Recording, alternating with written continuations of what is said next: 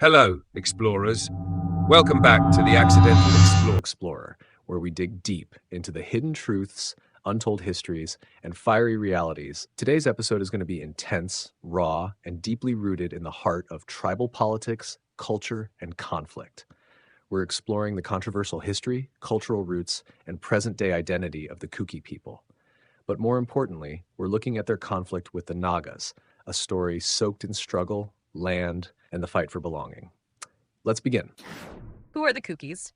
The Kuki people are an ethnic group spread across northeast India, Myanmar, and Bangladesh. In India, they are mainly found in Manipur, Mizoram, and parts of Nagaland. The term Kuki isn't originally a self-identifier. It was a colonial label used by the British to describe a number of hill tribes they couldn't categorize. The Kuki speak several dialects from the Tibeto-Burman language family. Their traditional lifestyle was clan-based and rooted in jhum cultivation. Some Kukis trace their migration from Myanmar's Chin Hills, moving into the Indian side during the colonial era.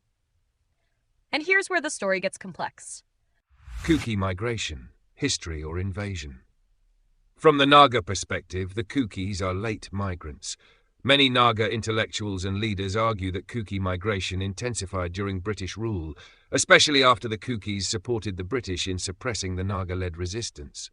The Kuki rebellion of 1917 and 1919 is remembered differently.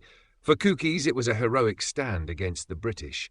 For many Nagas, it marks the moment when the Kukis became a politically armed entity, threatening neighbouring tribes.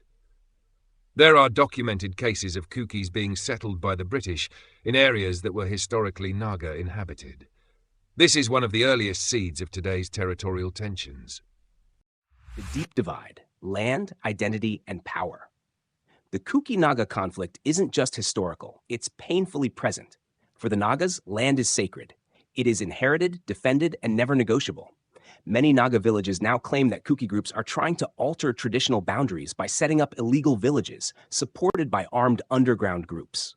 The 1990s saw brutal clashes. Over 900 people, mostly Kukis, died during ethnic conflict with the NSCN-IM. The Nagas claimed they were defending their historical land, while Kukis accused the NSCN of ethnic cleansing. Who's right? Depends on whom you ask. But the scars run deep, and the fight has moved from the jungles to courts, assembly debates, and the digital battleground. AFSPA, Autonomy and Tribal Narratives in Nagaland and Manipur. Both Nagas and Kukis live under the controversial AFSPA, the Armed Forces Special Powers Act. But while Nagas have a historical push for autonomy and a framework agreement with the center, Kukis have recently intensified demands for a separate Kuki state within Manipur.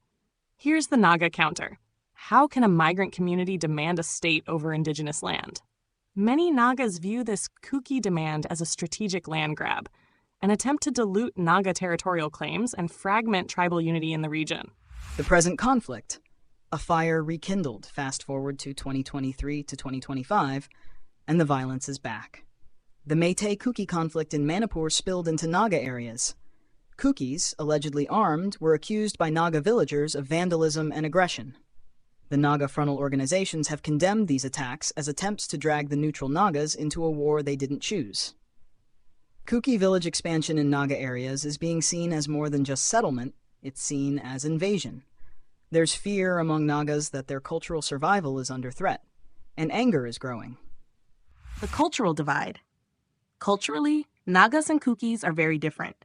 While both follow Christianity today, their tribal structures, folklore, dance, food, and land customs differ vastly. Nagas have always had a sharper sense of national identity, with movements going back to the 1940s. Kukis, on the other hand, were more fragmented and are now pushing for unity through the idea of Zalingam, a proposed Kuki homeland. But the idea of Zalingam includes parts of Naga-inhabited areas. That, for the Nagas, is unacceptable. What's the way forward?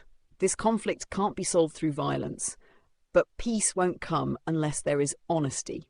Nagas want recognition of their historical land rights. They want Kukis to stop pushing into territories that were never theirs. Any lasting peace must start with boundaries, cultural, territorial, and emotional, being respected, and that means listening to the original people of the land. Explorers, today's episode wasn't about taking sides blindly. It was about telling the story from the Naga lens, which mainstream India often ignores. The battle for identity in Northeast India is real, and if we don't talk about it, we risk erasing entire cultures in silence. If this episode made you think, don't forget to like, comment, and share. Tell us what you believe. Who owns the truth in Northeast India?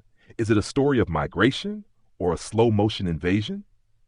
This is The Accidental Explorer, and we promise we'll always explore the truth, no matter how uncomfortable.